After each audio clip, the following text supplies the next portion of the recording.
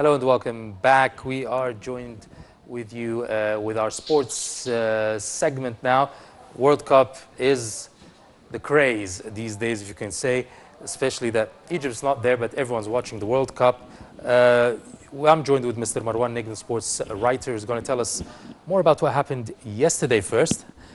Yesterday we had three matches, the Netherlands and Denmark, 2-0 for the Netherlands. What do you think of Netherlands? I think they're becoming a big force here.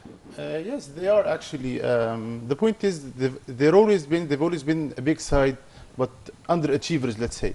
But this year, they've come in a good squad. They have a lot of talented players. They have a 20-match unbeaten run, which is quite significant, let's say. They have been unbeaten since September 2008. So I think if they can do well in the group stage, they can be a force to be reckoned with. So and beating Denmark at the beginning is something that proves they are going right on the right track. They are their biggest opponent. I think against Japan and Cameroon, it will be sort of an easier games for them. So they'll top their group actually. So they can go far, I think. All right, you just mentioned the Japan and the Cameroon. Japan beat the Cameroon 1-0. It's kind of a downbeat for Africans. We feel a bit down because we were hoping an African team would do well, especially Cameroon. Yeah, many people thought Cameroon would have a chance against Japan, especially as if many observers thought Japan wouldn't perform. The last 4 friendlies, they lost all the friendlies. They have been performing badly. And Paul Le Guen has a good side for Cameroon. He has E2 at the front, and he has a lot of good players. But the starting lineup was really unbelievable. He put out of the side Alex Song, the Arsenal midfielder, Achille Emana, the forward who you may remember scored against Egypt at the Nations Cup. And he left some experienced players like Jeremy at the right. You know, the team that started the match had an 18-year-old player and 2 20-year-olds, which is not the kind of starting lineup you may need at the World Cup opener. So he's to be blamed by many people for this. Yeah, he used them in the second half, but that was a bit too late. It was a bit too late, and even Idrissou, the center forward, came in 10 minutes before the end, which is not the right time probably to earn a result, let's say. The last match was last night, Italy and Paraguay, 1-1. Another downbeat for Italy. It's the holding champions. It's been unbelievable. The big teams, I mean, starting with France against Uruguay, then England against USA, and now it's Italy as well. So it's kind of, you have mixed feelings about the big teams. Is it just the beginning and you expect them to develop as the cup goes through, or they're not doing well? This has been the case with Italy throughout the years, but you can't say this is a rule. You can't take it for a rule. I mean, in '82 they started with 3 draws, then they went on to win the cup. But no, they are a poor team, to be honest, these days. I mean, they don't have the same team they had 4 years ago. They've lost some of the players.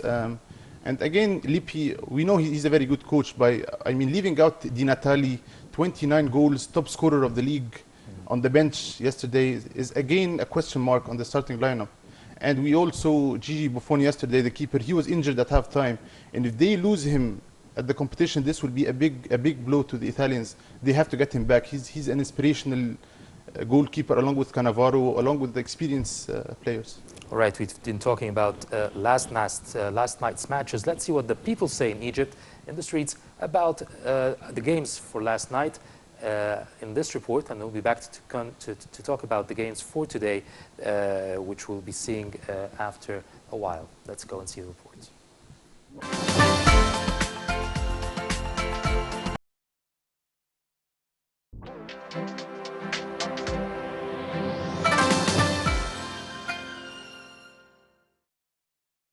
All right, we are joined in the studio with Mr. Marwan NEGM, sports writer. Let's talk about today's matches. First of all, very big match, Portugal. Yes, to be honest, I mean, Cote d'Ivoire, you know, we have 6 African teams, but the team we have the biggest faith in will have to stay Cote d'Ivoire. They have the big stars, the big names, but again, for the second World Cup running, they are in the toughest group. So probably you'd think Brazil would go top of the group. So you'd think if Cote d'Ivoire would have a chance, they have to get a result today. A draw would be fine, but a win would nearly guarantee their qualification to the next round. And the point is about Drogba. If he plays, they'll have a good chance. He's their inspiration. He's the captain. He's the leader. He's the one who makes them believe they can do it. So if he starts today, I think Cote d'Ivoire have a chance of at least getting a point today. Brazil will beat North Korea? They will. I No think surprises there. no, no, but not the, I mean not the amount of goals everybody is waiting today. We've been speaking yesterday about the sixes and the sevens, but it's not this anymore. But it's a win for Brazil, yes. New Zealand and Slovakia. Um, We don't know anything about no, both no, yeah, teams. we They're know not. Slovakia have Marek Hamsik, their midfielder, the Lazio midfielder. He's a very good player. He's a young player. He can lead them. Probably Slovakia will win today, but whether they will go to the next round is another story. Let's say. One final question. What's happening to goalkeepers in this tournament? You had fatal mistakes, Yeah. but you had also good goalkeepers like the Nigerian one.